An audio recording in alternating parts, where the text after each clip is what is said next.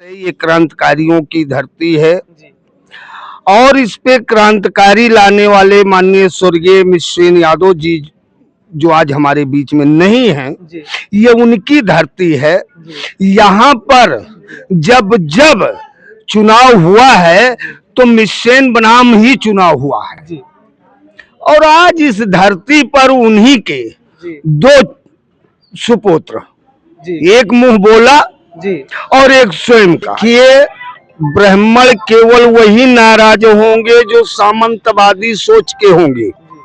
जैसे अभी हमारे सामने चाचा खड़े हैं, ये भी ब्राह्मण हैं। जी, क्या कहा इन्होंने?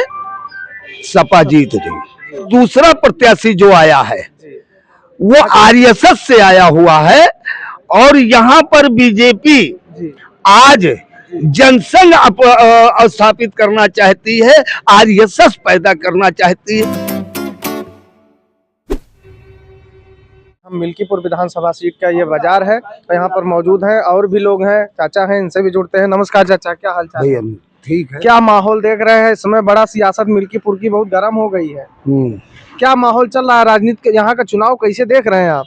आप तो लग रहा है कि आप जानकार हैं चुनाव के माहौल के बारे में, आप कुछ बेहतर बताएं। क्या माहौल चल रहा है चुनाव की? राजनीति कैसे हो रही है यहाँ की? देखिए, ये मिल्कीपुर एक ऐसी धरती है जिसका एक इतिहास है। पहले फैजाबाद जिला हुआ करता था, अब अयोध्या के नाम से जिला है। इस जिले में मिल्कीपुर धरती का एक इतिहास है। ये क्रांतिकारियों की धरती है और इस पे क्रांतिकारी लाने वाले माननीय स्वर्गीय मिश्रेन यादव जी जो आज हमारे बीच में नहीं हैं, ये उनकी धरती है।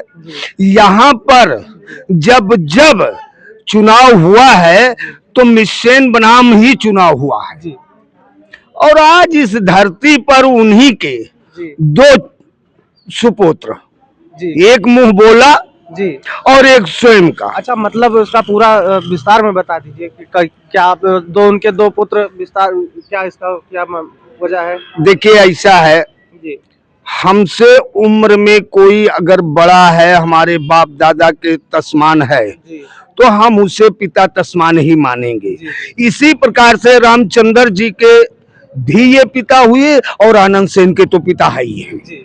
तो कहीं ना कहीं उन्हीं के राजनीतिक अखाड़े से दो पहलवान यहाँ पर लड़ रहे हैं आपके हिसाब से?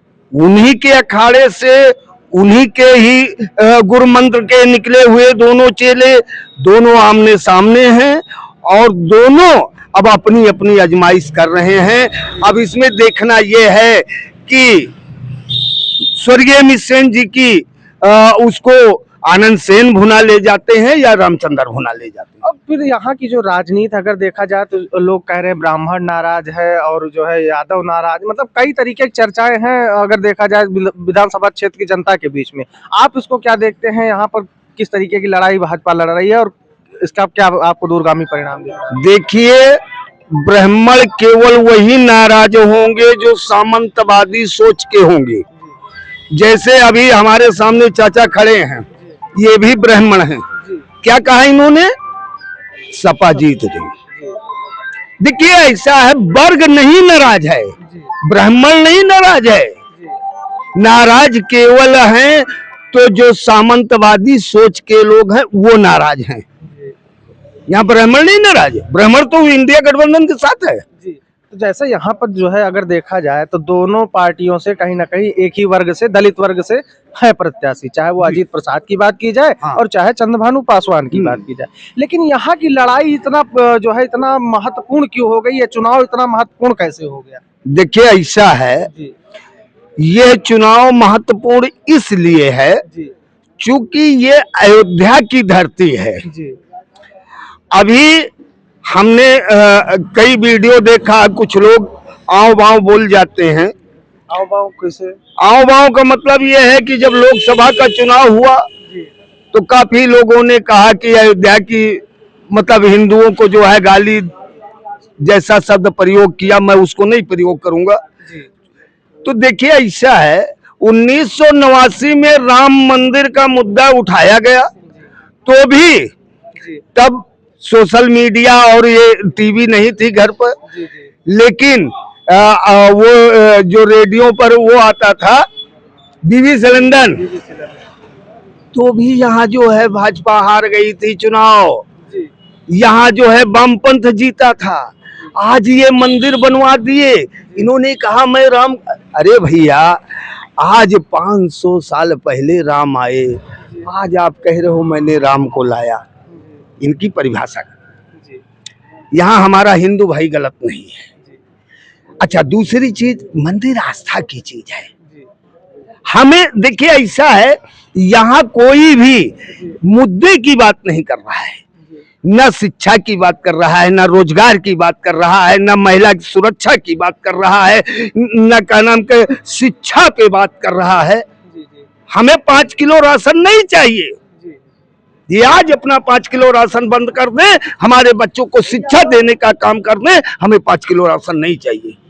अच्छा, जैसा कि अगर आप देखा जाए तो दोनों प्रत्याशियों के बीच में जो ये लड़ाई इतना महत्वपूर्ण एक भूमिका या प्रतिष्ठा के सवाल बनाई गई है, यहाँ पर जो दोनों प्रत्याशी हैं इनको आप कैसा देख रहे हैं? दोनों प्रत्याशी कैसे हैं आपके हिसाब से, चाहे सपा की बात की जाए या भाजपा की? देखिए ऐसा है कि अजीत प्रसाद अवधेश जी के एक राजनीतिक घराने के लड़के हैं, उनको राजनीति में भी, और दूसरा प्रत्याशी जो आया है वो आरएसएस से आया हुआ है, और यहाँ पर बीजेपी आज जनसंघ स्थापित करना चाहती है, आरएसएस पैदा करना चाहती है, जो मिल्कीपुर की धरती को स्वीकार नहीं है। कहीं ना कहीं इसको जो चर्चा आपने जो बड़ी बात कही है कि कहीं ना कहीं जो आपने कहा कि यहाँ भाजपा जो है अपना जो है संघ को यहाँ स्थापित करना चाहती है, या जो संघ का जो पांव यहाँ जमाना चाहती है आपके हिसाब से।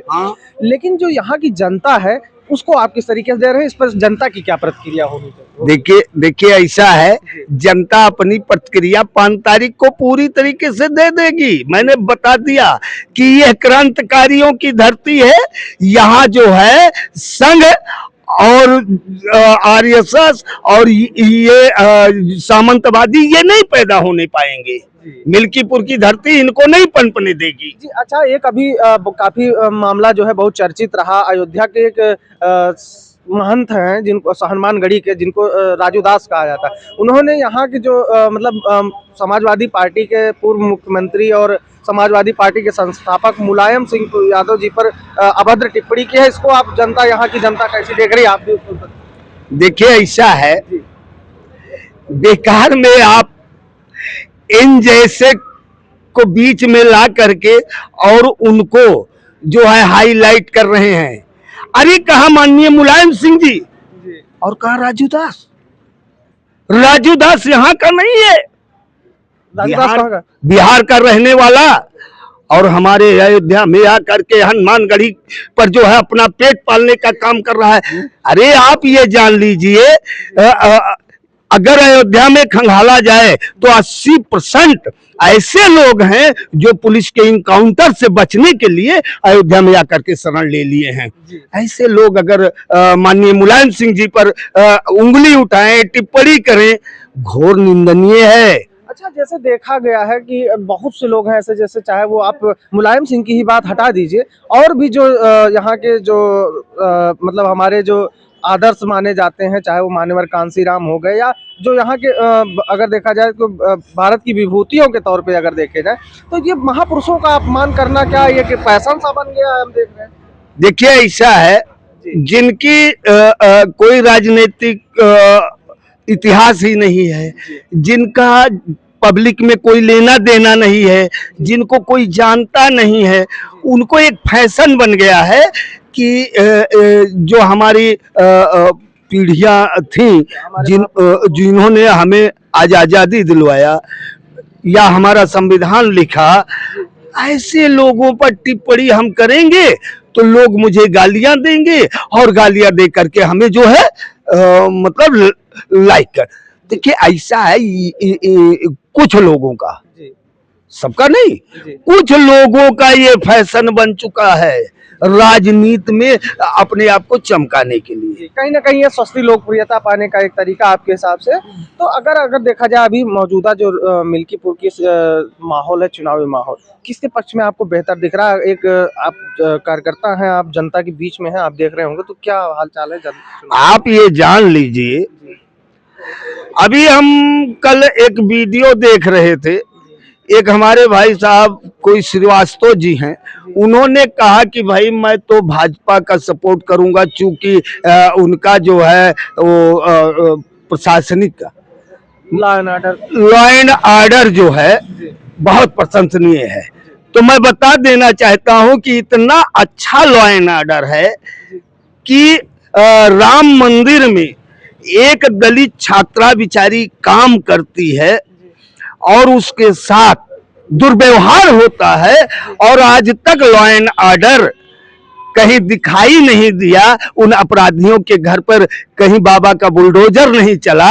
अगर जरा से भी फर्जी कोई कह दिया होता कि कोई मुसलमान या कोई अन्य बिरादरी जो है छेड़खानी किया है, तो शायद उसके घर पे बुलडोजर चल जाता। ये है आदित्य योगीनाथ जी की लॉ एंड ऑर्डर। तो आप ये जान लीजिए, मिल्कीपुर की जनता ये जान चुकी है, केवल फर्जी सस्ती लोकप्रियता और केवल हिंदू मुस्लिम करके योगी आदित्यनाथ जी वोट लेना चाहते हैं, इसलिए उनको अब इस पे वोट नहीं मिलेगा।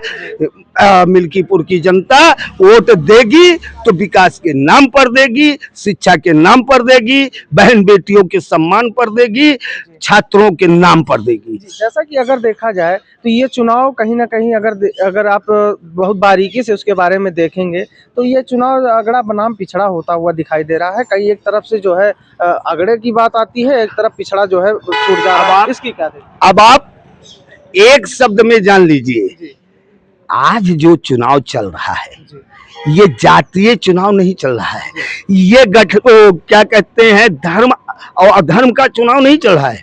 आज मिल्कीपुर में चुनाव जो चल रहा है ये सामंतवादी बनाम गरीबी और पूंजीवादी बनाम गरीबी, इसका चुनाव चल रहा है। एक तरफ गरीब SC-BC की फौज है और दूसरी तरफ सामंतवादियों की और पूंजीपतियों की फौज है। और ये आप जान लीजिए कि ये चुनाव 98% वर्सेज 2%, यानी कि देश में केवल 2% पूंजीपति हैं, 98% जनता। तो लड़ाई 98 बनाम 2% है। तो क्या लग रहा है 98 भारी पड़ जाएगा? अब आप गिनती ही जान लीजिए, एक तरफ 98% है और एक तरफ 2% है। तो कौन लग रहा है भारी? 98%। तो यहाँ पर आपके हिसाब से किसका माहौल बेहतर रहेगा? 98% आज इंडिया गठबंधन के साथ है, साइकिल के साथ है, सपा जीतेगी। चलिए, जैसा कि आपने देखा, इस समय हम मिल्कीपुर विधानसभा सीट का ये बाजार है, छोटा चौराहा है, यहाँ पर मैं उपस्थित था। यहाँ के जनसामान्य लोग थे, इनके बीच में चर्चा की। और जैसा कि अगर आप देखेंगे तो कहीं ना कहीं ये चुनाव जो है काफी दिलचस्प मोड़ पे खड़ा है, और ये देखना 8 तारीख को जो परिणाम आना है उस पर पूरे विश्व की निगाहें टिकी हुई है, चाहे वो हम भाजपा के लिहाज से बात करें या फिर सपा समाजवादी पार्टी के लिहाज से। तो ऐसे में हमारी दर्शक हैं वो अपने आप खुद अंदाजा लगाएं कि यहाँ का माहौल किसका बेहतर है। इसको अभी अगर देखा जाए तो जैसा कि अभी आपने वीडियो में देखा होगा कि ये चुनाव जिस हिसाब से जनता के बीच में मैसेज है कि ये 98 बनाम 2% है, अर्थात पूंजीपतियों और गरीब जनता के बीच चुनाव है। तो ऐसे में आप अंदाजा लगा सकते हैं किसका माहौल बेहतर होगा। और आप लोगों से शिकायत ये भी है कि आप लोग वीडियो देखते हैं, वीडियो को लाइक और शेयर नहीं करते हैं, जिससे कहीं ना कहीं उससे हमारा प्रभाव जो है वीडियो अच्छे लोगों तक पहुँच नहीं पाती है। तो आपसे निवेदन है कि वीडियो अगर आप देख रहे हैं, आपको पसंद आ रही है, तो हमारी मेहनत को मद्देनजर रखते हुए वीडियो को लाइक और शेयर जरूर करें। और तमाम ऐसी राजनीतिक खबरों के देखते रहने के लिए हमारे साथ जुड़े रहिए। देखते रहें लोक बंधु लाइव। नमस्कार।